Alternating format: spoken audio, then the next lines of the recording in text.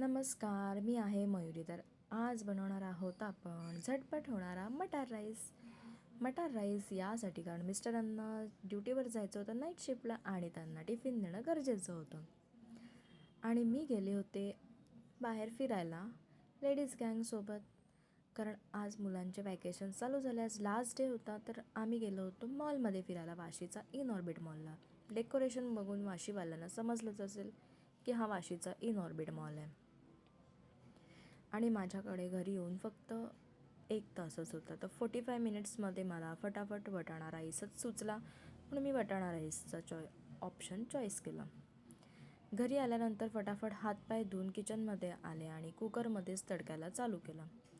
कुकरमध्ये मी तेलामध्ये पहिले लसूण शिजायला टाकले आणि मग त्याच्यामध्ये कांदा चिरून टाकला. एक मोठा कांदा घेतला होता.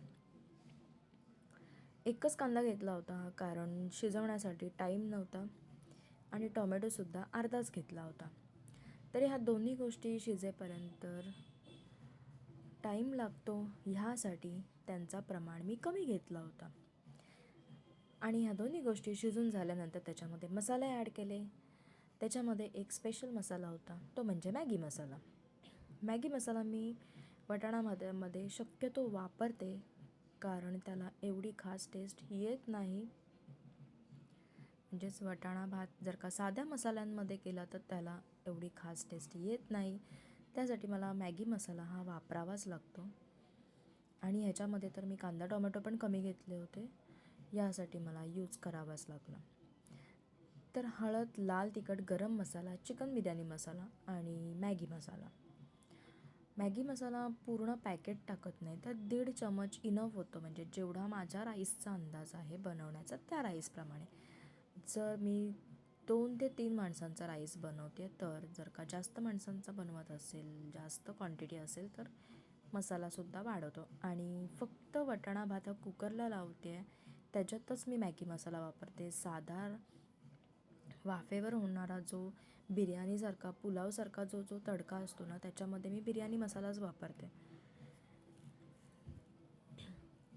तर मी चांगले मसाले शिजवून घेतल्यानंतर त्याच्यामध्ये मटार ॲड केली. मटार छान परतवून घेतली आणि मटार परतल्यानंतर त्याच्यामध्ये राईस ॲड केला. आज राईस ॲड करताना हे व्हिडिओ शूट माझ्या मिस्टरांनी केलं, कारण का दोन्ही हात माझे बिझी होते. त्यानंतर मी पाणी ॲड केला. 1.5 ग्लास राईससाठी मी 2 ग्लास पाणी घेतला आणि कुकरचं झाकण लावून शिट्टी घेतली. आणि शिट्टी होईपर्यंत मी माझी गरमागरम चहा एन्जॉय केली.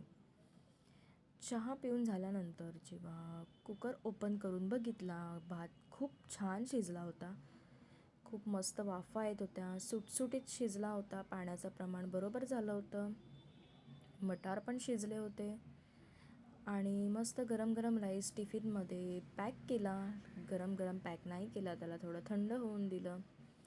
आणि तुम्ही बघू शकता खूप असा टेम्पटिंग असा राईस दिसतो आहे. तर तुम्हाला व्हिडिओ आवडला असेल तर लाईक करा, शेअर करा आणि सबस्क्राईब करा. थँक्यू.